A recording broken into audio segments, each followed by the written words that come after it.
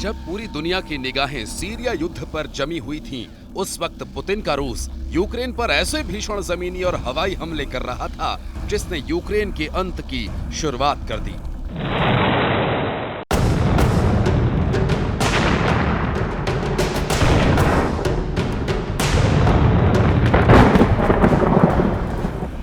हम आपको 1025 दिन से चल रहे रूस यूक्रेन युद्ध के वो 5 खतरनाक अपडेट्स दिखाने जा रहे हैं, जिससे साबित हो जाएगा कि पुतिन को अगर जरूरत पड़ी तो वो यूक्रेन जंग जीतने के लिए अगले 45 दिन के अंदर यूक्रेन और नेटो देशों पर बड़ा परमाणु हमला कर सकते हैं। पुतिन ने उत्तर कोरिया के सुप्रीम लीडर किम के सैनिकों के जरिए पूर्वी यूक्रेन में भीषण तबाही मचाई है। आपको बताएंगे किम के लड़ाकों ने कैसे और कहां यूक्रेन के 300 सैनिकों को भून डाला। इसके अलावा हम आपको ये भी दिखाएंगे कि पुतिन ने किस तरह से पूर्वी यूक्रेन के 60% इलाके पर कब्जा कर लिया है। और इन दोनों खबरों से ज्यादा खतरनाक वो खबर भी दिखा रहे हैं जिसमें अमेरिका ने रूस के खिलाफ अपनी डार्क ईगल मिसाइल को रूस के हाइपरसोनिक ऑरेशनिक मिसाइल के खिलाफ युद्ध में उतार दिया। यानी अब पूर्वी यूक्रेन का प्रचंड युद्ध परमाणु युद्ध के बेहद करीब पहुंच चुका है।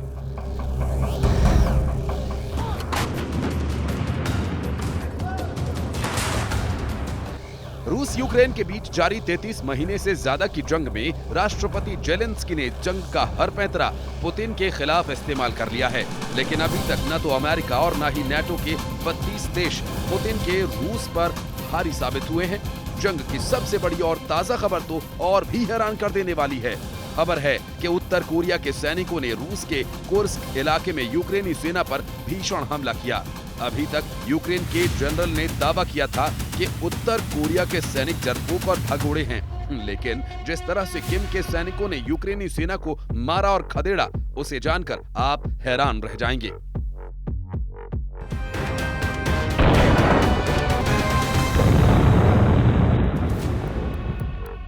6 अगस्त 2024 से यूक्रेनी सेना ने रूस के कुर्स्क में बहुत बड़े इलाके पर कब्जा शुरू कर दिया था, लेकिन सिर्फ 70 दिनों के अंदर रूसी और उत्तर कोरियाई सैनिकों ने कुर्स्क में यूक्रेन की बढ़त को पूरी तरह से रोक दिया। रिपोर्ट के मुताबिक कुर्स्क क्षेत्र में यूक्रेनी सैनिकों ने उनका पहला गांव किम के सैनिकों ने छीन लिया है। 6 और 7 दिसंबर के बीच उत्तर कोरियाई सैनिकों ने यूक्रेनी सेना पर भीषण हमले करते हुए कुर्स्क के प्लेखोवो गांव पर कब्जा कर लिया है। अमेरिकी मीडिया में दावा यह किया गया कि उत्तर कोरियाई सैनिकों के हमले में 300 से ज्यादा यूक्रेनी सैनिक मारे गए हैं। रिपोर्ट में यह भी बताया गया है कि यूक्रेनी सेना पर उत्तर कोरिया के स्पेशल फोर्स के कमांडोज ने हमला किया, जबकि कुछ रिपोर्ट्स में जिक्र है कि उत्तर कोरियाई कमांडोज एक खदान के जरिए से 2 किलोमीटर चले और उसके बाद यूक्रेनी सेना के मोर्चे को पूरी तरह से तबाह बर्बाद कर दिया।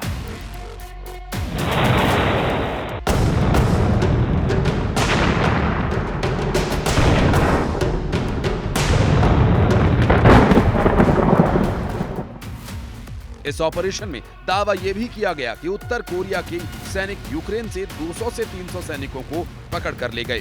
कुछ फुटेजेस के आधार पर दावा यह भी किया जा रहा है कि उत्तर कोरियाई सैनिक 810वीं समुद्री ब्रिगेड के रूसी लड़ाकों के साथ हमले कर रहे थे।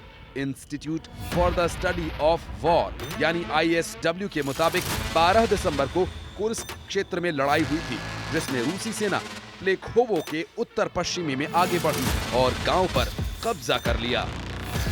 इस वक्त रशिया की वायुसेना मिसाइल और ड्रोन ब्रिगेड, टैंक और तोपखाना पूर्वी यूक्रेन में भयंकर तबाही मचाए हुए हैं। रूस के इन हमलों को यूक्रेनी एयर डिफेंस रोक नहीं पाए हैं। रूसी वायुसेना ने यूक्रेन में हवाई हमले किए, मिसाइलों से हमला किया है।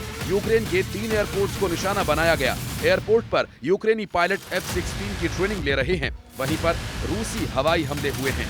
रूस की पैदल सेना, टैंक और तोपखाना ब्रिगेड ने पूर्वी यूक्रेन के डोनेत्स्क और लुहांस्क में तबाही मचा कर रख दी है। जरा देखिए पिछले 18 घंटे में यूक्रेन पर रूसी हमलों से जुड़ी कौन कौन सी बड़ी खबरें और दावे सामने आए हैं। यूक्रेन के राष्ट्रपति जेलेंस्की ने खुद माना कि पूर्वी यूक्रेन में रूस ने पिछले 18 घंटे में कयामती हमले किए। जेलेंस्की ने मीडिया को जानकारी देते हुए कहा कि रूसी सेना ने पूर्वी यूक्रेन के इलाके में 94 क्रूज और बैलिस्टिक मिसाइल से भयानक हमला किया है। इसके अलावा यूक्रेनी सेना का कहना है कि रूस ने 200 लड़ाकू ड्रोन से हमला किया है। हालांकि जेलेंस्की दावा कर रहे हैं कि रूस की 94 मिसाइल्स में से 81 मिसाइल्स को यूक्रेनी सेना ने तबाह कर दिया, लेकिन मौके पर मौजूद वो हालात दिख रहे हैं। यूक्रेनी सेना की पोल खोल रहे हैं। यूक्रेन के पावर स्टेशंस को रूसी हमलों में जबरदस्त नुकसान पहुंचा है। इसके अलावा पूर्वी यूक्रेन के डोनेस्क और लुहांस्क में रूसी सेना बहुत बड़े इलाके पर कब्जा करने में सफल हुई है। रूसी दावों के मुताबिक रूस ने डोनेस्क के 60% हिस्से को अपने कब्जे में ले लिया। यूक्रेन पर आक्रमण के बाद ये रूसी सेना की सबसे तेज प्रगति मानी जा रही है। डोनेस्क को पूर्वी यूक्रेन का प्रवेश द्वार कहा जाता है। अब यूक्रेन का पूर्वी मोर्चा पूरी तरह से कमजोर हो चुका है। रूसी सेना चासिर यार शहर पर कब्जा करने के लिए तेजी से आगे बढ़ रही है। एक रूसी समर्थक ब्लॉगर यूरी पोडोल्याका ने तो यहाँ तक दावा किया कि रूसी सेनाएं यूक्रेनी शहर पोक्रोव्स्क से केवल 1.5 किलोमीटर की दूरी पर रह गई हैं। यानी यूक्रेन के पोक्रोव्स्क शहर रूसी सेना अगले कुछ घंटों पर कब्जा कर सकती है। ओपन सोर्स मैप्स के मुताबिक रूस ने अमेरिकी राज्य वर्जीनिया के आकार के बराबर यूक्रेन के एक हिस्से पर कब्जा कर लिया है। उधर हारते यूक्रेन को बचाने के लिए अमेरिका की सरकार भी पूरा जोर लगा रही है। हम आपको आगे बताएंगे कि रूस ने यूक्रेन के किस इलाके पर 60% तक कब्जा कर लिया है। लेकिन उससे पहले ये जान लीजिए कि अमेरिका रूस की नई हाइपरसोनिक मिसाइल ऑरेशनिक को मात देने के लिए किस मिसाइल का हमला करने जा रहा है। अमेरिकी मीडिया रिपोर्ट के मुताबिक अमेरिका ने जंग मैदान में अब super hypersonic missile dark eagle को रूस के खिलाफ उतार दिया है। रूस ने 21 नवंबर 2024 को अपनी नई हाइपरसोनिक मिसाइल ऑरेशनिक से यूक्रेन के निप्रो शहर पर हमला करके तहलका मचा दिया था। पुतिन ने हाइपरसोनिक ऑरेशनिक मिसाइल पर दावा किया था।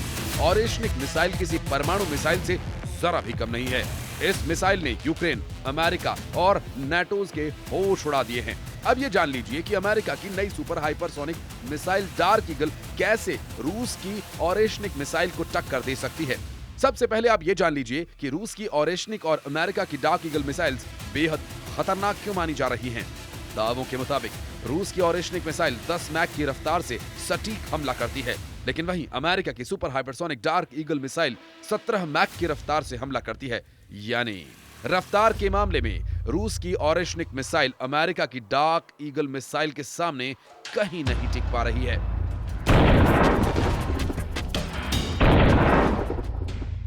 लेकिन रूस की ऑरेशनिक मिसाइल एक बार में 6 वॉरहेड्स के साथ हमला कर सकती है, जबकि अमेरिका की डार्क ईगल मिसाइल एक एंटी मिसाइल प्रणाली है जिसमें ऑरेशनिक जैसी हमले की क्षमता नहीं। डार्क ईगल में हाइपरसोनिक ग्लाइडर बूस्टर्स हैं जो इसे भयानक रफ्तार देते हैं। ऑरेशनिक में ग्लाइडर बूस्टर्स नहीं, लेकिन इसमें परमाणु हथियारों जैसी क्षमता है। डार्क ईगल 17 मैक यानी ध्वनि की रफ्तार से 17 गुना तेज रफ्तार से 3000 से 3700 मीटर प्रति सेकंड की गति प्राप्त कर लेती है। डार्क ईगल की रेंज भी 1725 मील है, जबकि ऑरेशनिक की रिपोर्ट की गई 3418 मील की रेंज है। इधर रूसी और पश्चिमी मीडिया के मुताबिक पुतिन की बेहद गुप्त मीटिंग में इस बात के संकेत दिए गए हैं कि रूस यूक्रेन के बीच जंग की बातचीत खत्म नहीं हो सकती। इसका आखिरी रास्ता है एटमी जंग। रूसी सेना वाकई में पिछले 33 महीनों से लाखों सैनिकों को जंग में खो चुकी है। यूक्रेनी रक्षा मंत्रालय के दावों के मुताबिक 1025 दिन की जंग में रूस के 7,52,000 से ज्यादा सैनिक मारे जा चुके हैं। हालांकि जेलेंस्की का दावा है कि जंग में रूस के 1,98,000 सैनिक मारे गए हैं, जबकि यूक्रेन के 43,000 सैनिक मारे गए हैं। इधर रूस इस वक्त परमाणु जंग की तैयारी करने में जुट गया है। राष्ट्रपति पुतिन और बेलारूस में राष्ट्रपति अलेक्जेंडर लुकाशेंको एक दूसरे को जोश में हाथ मिला रहे हैं। इस बेहद अहम मीटिंग को लेकर दावा यह किया जा रहा है कि बेलारूस में मौजूद रूस के एटमी हथियारों को एक्टिव कर दिया गया है।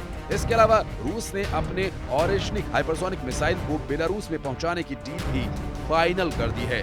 यानी पुतिन बेलारूस को एक युद्ध का पावर सेंटर बना चुके हैं, जो यूक्रेन और नाटो के लिए काल साबित होगा। रूस के विदेश मंत्री सार्गेई लावरोव ने तो डंके की चोट पर यह कह दिया कि अगर परमाणु युद्ध होता है तो इसके लिए अमेरिका और नाटो देश सीधे तौर पर जिम्मेदार होंगे।